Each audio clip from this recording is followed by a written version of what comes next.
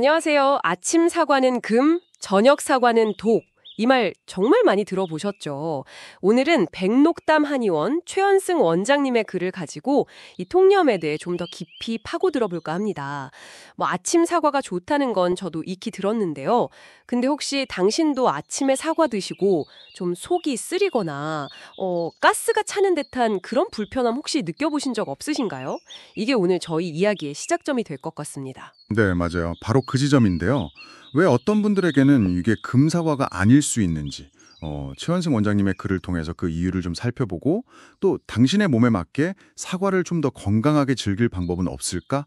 그걸 찾아보는 게 오늘 저희 목표라고 할 수 있겠습니다. 좋습니다. 자, 그럼 왜 이 건강의 상징 같은 사과가 어떤 분들께는 좀 부담이 될 수 있는 걸까요? 최 원장님 글에 그 이유가 몇 가지 나와 있더라고요. 네, 첫 번째로 꼽는 게 사과 속의 유기산이에요. 사과산, 구연산 이런 거요.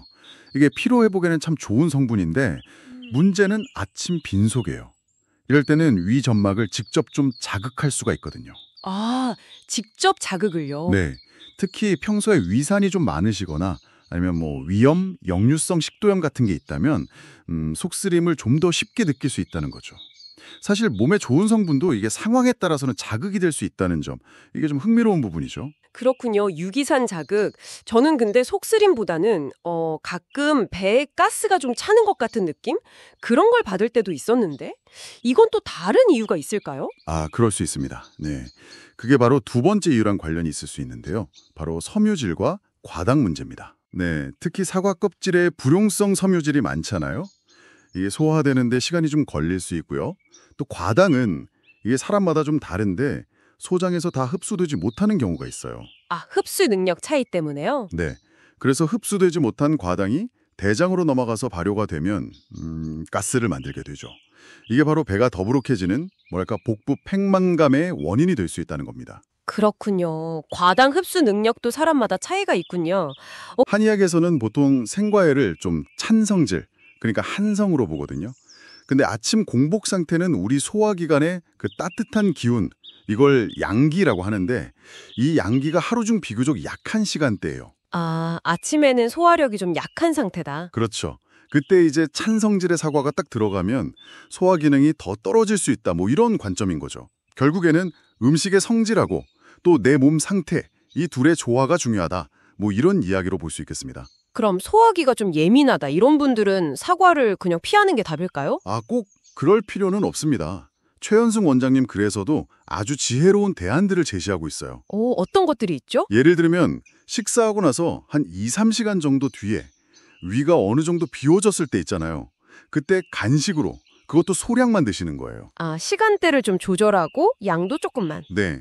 그러면 이제 음식물이 어느 정도 소화된 상태니까 위가 받는 부담을 좀 덜 수 있죠. 또 껍질을 깎아서 드시는 것도 방법이고요. 껍질이요. 영양이 많다고는 하지만 그렇죠.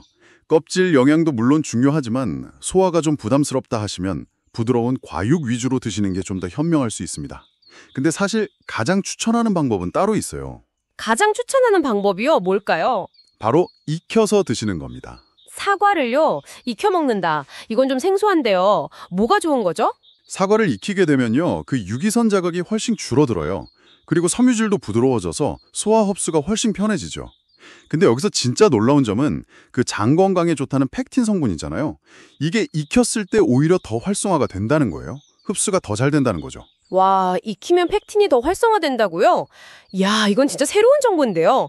혹시 최 원장님이 추천하신 구체적인 방법 같은 것도 있었나요? 네, 있었습니다. 바로 무설탕 사과 퓨레를 추천하셨어요. 무설탕 사과 퓨레요? 네, 껍질 벗긴 사과를 물이랑 같이 넣고 그냥 뭉근하게 푹 익히는 거예요. 그리고 설탕 대신에 계피가루를 약간 넣는 거죠. 그럼 시중잼처럼 설탕 걱정도 없고 사과의 영양은 그대로 또 부드럽게 즐길 수 있습니다. 약간 어릴 때 배 아프면 어머니가 해주시던 그런 느낌이랄까요? 아, 설탕 없이 계피로 맛을 내는 거, 그거 좋네요. 건강에도 좋고 풍미도 살리고요. 자, 그럼 오늘 저희가 나눈 이야기들을 쭉 종합해보면 어떤 결론에 도달할 수 있을까요? 가장 중요한 핵심은요. 아침 사과는 금사과다 이 말을 그냥 무조건 따르기보다는 당신의 몸이 뭐라고 하는지 그 신호에 좀 더 귀 기울이고 관찰하는 게 중요하다는 점인 것 같습니다. 맞아요. 어떤 정해진 규칙에 얽매이기보다는 나한테 맞는 방식을 좀 유연하게 찾아보는 거 그게 중요하겠네요. 네, 그렇죠. 먹는 시간을 한번 조절해 보거나 껍질을 깎아 먹어보거나 아니면 방금 이야기 나눈 것처럼 따뜻한 사과 퓨레 같은 새로운 방식으로 한번 시도해 보시면 어떨까 싶어요. 당신에게 가장 편안하고 또 건강한 방식으로 이 사과의 영향을 즐기셨으면 좋겠습니다. 좋습니다. 자, 마지막으로 이런 생각을 한번 던져보고 싶어요. 이 사과 이야기처럼 우리가 당연히 좋다고 여기는 다른 건강 상식들 중에서도요, 혹시 당신의 몸과는 잘 맞지 않아서 한 번쯤 다시 점검해 봐야 할 부분은 없을까요? 한번 스스로에게 질문을 던져보시는 것도 의미 있지 않을까 싶습니다.